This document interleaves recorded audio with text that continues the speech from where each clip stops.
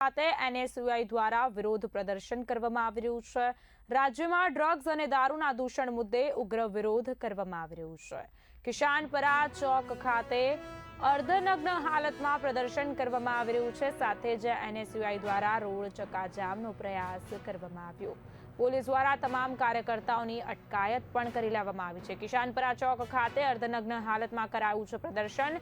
NSUI દ્વારા road ચક્કાજામનો પ્રયાસ કરવામાં આવ્યો છે। રાજકોટ ખાતેથી ખબર, એનએસયુઆઈ દ્વારા કરાઈ રહ્યું છે વિરોધ પ્રદર્શન। રાજ્યમાં જેવી રીતે વાત કરવામાં આવે ડ્રગ્સ અને દારૂના દૂષણ મુદ્દે અત્યારે ઉગ્ર વિરોધ પ્રદર્શન કરવામાં આવી રહ્યું છે। હાથમાં પ્લેકાર્ડ્સ લઈ એનએસયુઆઈના જે કાર્યકર્તાઓ છે વિરોધ નોંધાવી રહ્યા છે।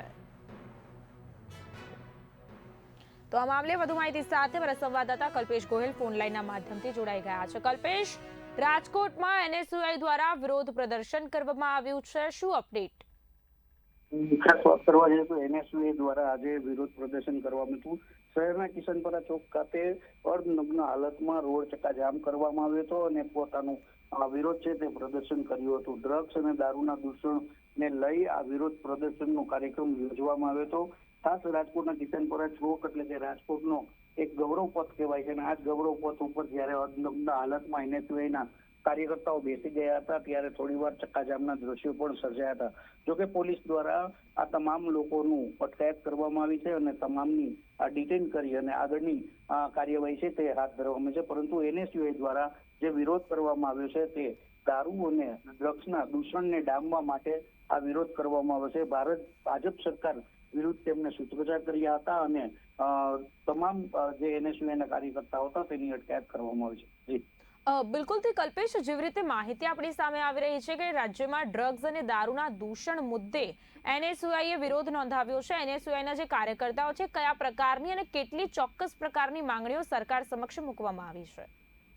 વાત કરવા જઈએ તો જે રીતે રોજ બરોજ જે દારૂની મોટી મોટી હાટડીઓ, દારૂના મોટા જે ગુનાઓ નોંધવામાં આવી રહ્યા છે, ગુજરાતની અંદર ખાસ કરીને સૌરાષ્ટ્રની અંદર પણ કેટલાક જગ્યાઓ ઉપર જે દારૂની ગાડીઓ પકડાય છે તેની સામે આ દારૂ ક્યાંથી આવે છે, શું કામ આવે છે, શું પોલીસની સતર્કતા નથી, આવા વિવિધ મુદ્દાની સાથે તેમણે વિરોધ દર્શાવ્યો હતો। સાથોસાથ ડ્રગ્સ છે તેના પેકેટ પણ ઘણી મોટી માત્રામાં મળી રહ્યા છે। સાથોસાથ એરપોર્ટ ઉપર પણ ડ્રગ્સ, ચરસ, ગાંજો જેવી જે ખેતી પદાર્થો છે તેનો પણ ક્યાંક જથ્થો પકડી પાડવામાં આવતો હોય છે અને તેના જ કારણે થઈ અને આજે આ તમામ વસ્તુઓને ડામવામાં આવે અને કડક કાર્યવાહી કરવામાં આવે તેવી માંગ સાથે આજે એનએસયુઆઈ અર્ધનગ્ન હાલતમાં પોતાની વ્યથા છે તે ઠલવી હતી।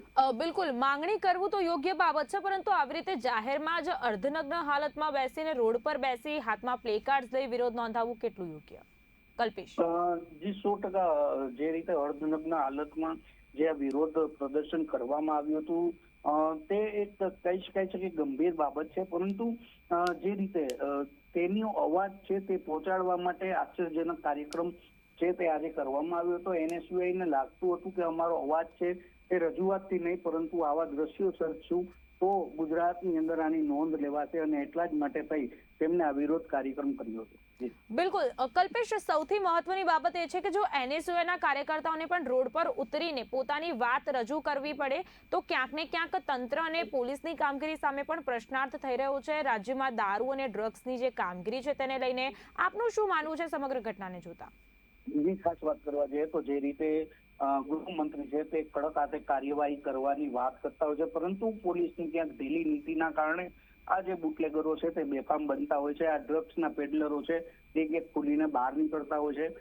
એવું કહી શકાય છે કે જે ગુનેગારો છે તેના ઉપર પોલીસની કોઈ પકડ જ નથી તેવું પણ ક્યાંક સામે આવતું હોય છે। એક તરફ ગુજરાત રાજ્યના ગૃહમંત્રી છે તે ખૂબ કડક હાથે કાર્યવાહી કરવાની વાત કરતા હોય છે, પરંતુ આવા જે સેટિંગ વાળા પોલીસ વાળા હોય છે તેના કારણે થઈ અને આવા ગુનેગારો છે તે બેફામ બનતા હોય છે અને આ જ બેફામ બનતાની સાથે તેની સામે આજે એનએસયુઆઈ વિરોધ કર્યો છે અને આ જ વિરોધના કારણે એવું કહી શકાય છે કે હવે પોલીસની આંખો ખુલે અને પોલીસ છે તે આવા બુટલેગરોને પકડે, આવા ડ્રગ્સના પેડલરોને જરૂરથી પકડી પાડે। જી કલ્પેશ, માહિતી બદલ આભાર।